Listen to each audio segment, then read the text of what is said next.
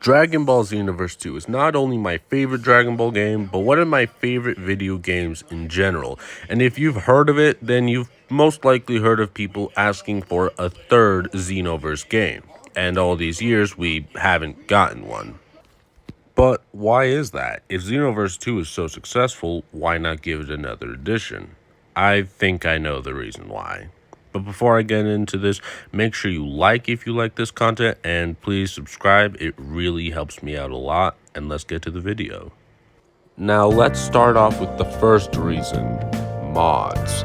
Now if you've heard of Dragon Ball Xenoverse 2, then you've most likely heard of mods for the game.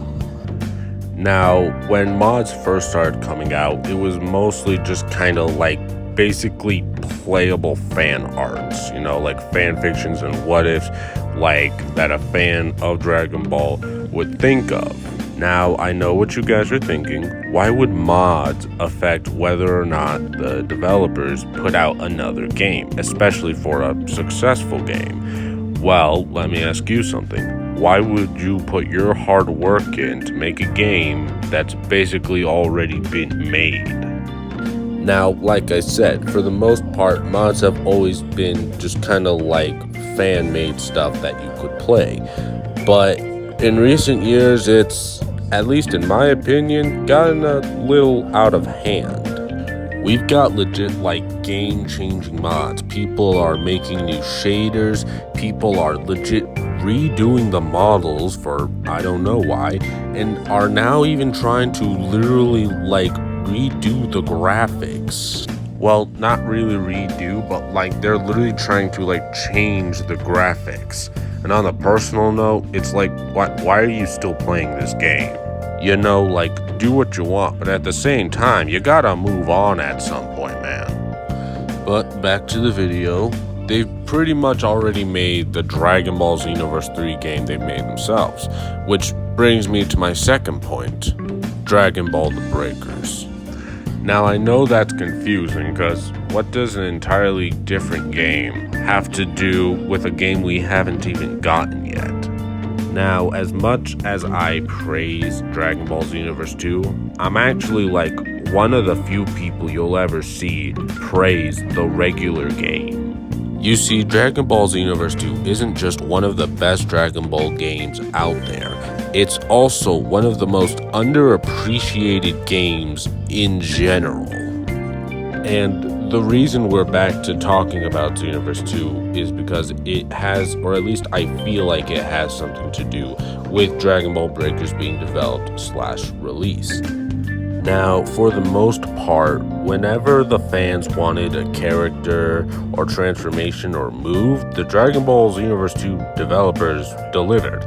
Now, they haven't given them every single little thing they wanted, but most of the things that the fans wanted, the developers put in. And like the game itself, these DLCs weren't all that appreciated, or were sometimes even called lazy, or it was said they didn't put any effort in, or stuff like that. They just didn't really seem to appreciate anything the devs did. And at this point, there's no way that the devs haven't heard of all the crazy, like, game-changing mods they've developed, which leads to Dragon Ball The Breakers. This comes to another main point of mine, where I feel like the reason they didn't give us a traditional, quote-unquote traditional Xenoverse 3 was because they didn't want to just give us some new mechanics and graphics and characters only for us to just F it up all over again. They wanted to give us something new, something different, while still having some of the stuff we wanted in our Xenoverse 3 game. For example, people wanted Frieza to be able to transform while he fought. Well, now we have that. People wanted second form Frieza. We got second form Frieza. People wanted third form Frieza. We got third form Frieza. People wanted semi-perfect Cell. We got semi-perfect Cell. And this brings me back to another main point. Sorry for kind of jumping all over the place. It's just how it is. But another main point of mine is the game's just not being appreciated. Like I said, whenever the game put something new out or something that I really thought was cool for them to put in the game, everyone else just kind of took a crap on it, you know? Well, not take a crap on it. That's not the right term. But what I mean is they just kind of talked bad about it. Sorry, I'm trying to find the right way to say this, but it's like what I said earlier. They always said it was lazy. They always said there was no effort put in.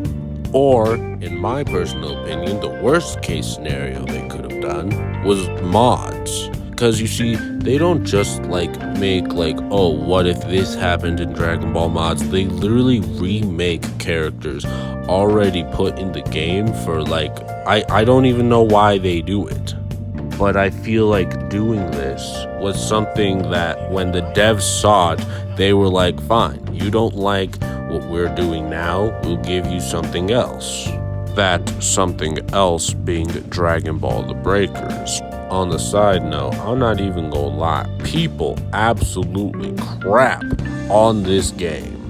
Which I feel like is another reason we didn't get Dragon Ball Xenoverse 3. Dragon Ball Breakers aside, I feel like we genuinely just crap on Xenoverse 2 so much that they don't even want to give us Xenoverse 3. Because like I said earlier, we'll just screw it up again while asking for a fourth Xenoverse game.